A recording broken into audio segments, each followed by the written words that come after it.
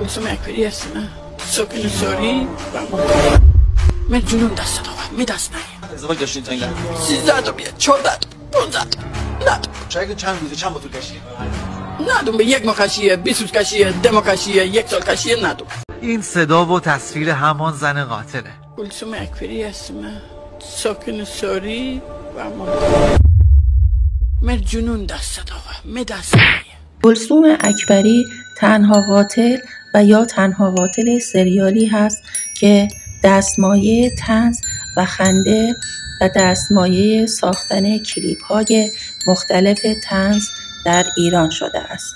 کلثوم اکبری زاده 1346 قاتل زنجیره‌ای اهل مازندران در شهریور 1402 به ظن دست داشتن در مرگ همسر 82 سالش بازداشت شد. وی پس از بازداشت به قتل 10 نفر دیگر طی 20 سال اعتراف کرد. ویدئوی او در زمان بازداشت که خود را رو به دوربین اینگونه معرفی می‌کرد: کلثوم اکبری هستم، ساکن ساری، در فضای مجازی فراگیر شد.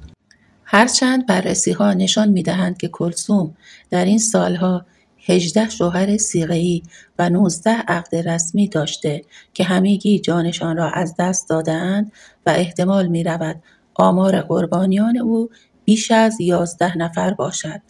در مجموع احتمال دادند که او بیش از 20 مرد را به قتل رسانده است.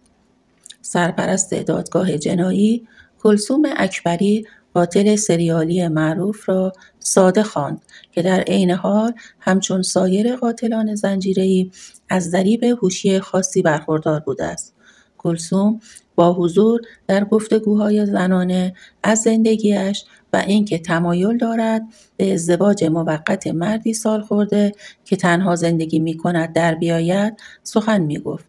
او به این ترتیب با افرادی که برای پدر سالخورده و تنهایشان به دنبال همدم می‌گشتند آشنا می‌شد.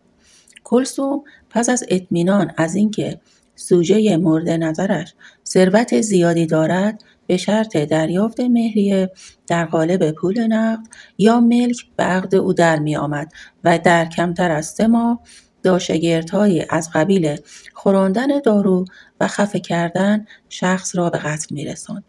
او قرص قند یا فشار خون را در نوشیدنی‌های مختلف حل می کرد و به قربانی می داد. در مرتبه‌های اول و زمانی که حال قربانی بد می‌شد، کلثوم او را به بیمارستان می‌رساند و ظاهراً نجاتش می‌داد. اما در مرحله‌های بعد با بالا بردن دوز دارو آنها را بیحال می‌کرد و می‌کشت و چون سابقه قبلی داشتند کسی به نحوه مرگشان مشکوک نمی‌شد.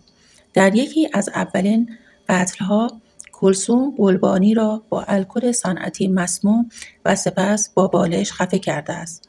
کلثوم قتل‌هایش را در شهرهای ساری، نکا، محمودآباد، بابل و قائمشهر مرتکب شده است.